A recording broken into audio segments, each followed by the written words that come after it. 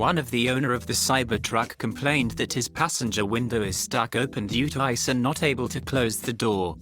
The problem was the glass window was not sliding down for closing the door because ice might have gone inside the motor. He tried the switches but no luck. The owner tried defrosting the truck for 2 hours in the open, but still the problem was not rectified. Since there was no way to close the window, the owner had to bend the window to fit it into the trim and close the door and tried running max defrost again. He later checked the alerts to see that the window motor itself was shorted due to ice frosting.